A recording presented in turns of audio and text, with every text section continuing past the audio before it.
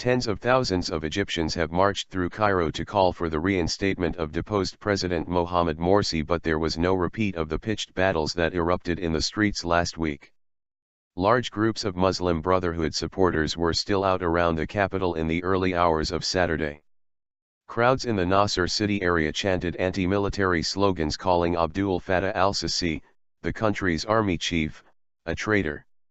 Near the defense ministry, hundreds stood behind barbed wire shouting at soldiers just a few meters away. A large crowd of Morsi supporters made its way along Ramses Street, close to Tahrir Square, and hundreds were on 6 October Bridge, where some of the worst clashes with anti-Morsi demonstrators took place a week ago. I am here to say no to the military coup and yes to Morsi, who I see as my legitimate president, although I am not in the Brotherhood and nor did I vote for him, Ahmed Adel, a 22-year-old student, told Reuters news agency. The army denies Morsi's overthrow was a coup, saying it ousted him to enforce the will of the people after millions took to the streets at the end of June to demand his resignation. A smaller crowd, though still in its thousands, gathered in Tahrir Square, the crucible of anti-Morsi protests, for a traditional fast-breaking meal at sunset. A week earlier, similar protests turned violent when pro- and anti-Morsi demonstrators clashed in cities and towns across the country, killing 35 people and deepening divides between Egyptians on different sides of the political divide.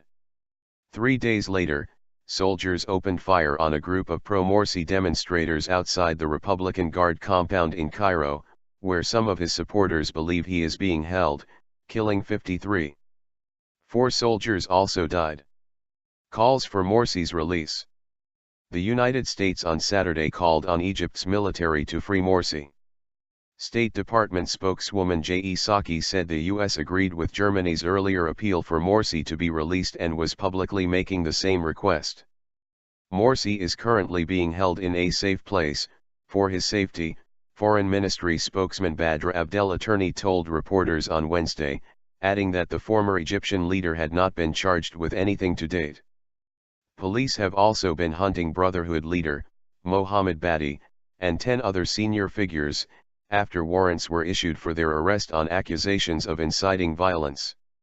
In Tahrir Square there was little sympathy for Morsi, highlighting the schism in Egyptian society and the challenges the military and interim Prime Minister Hasem el-Beblai face in restoring law and order.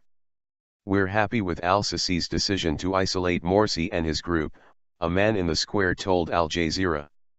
"We hope we dream that we won't see anyone from the Muslim Brotherhood in Egyptian politics. They're a religious group. Religion and politics shouldn't mix."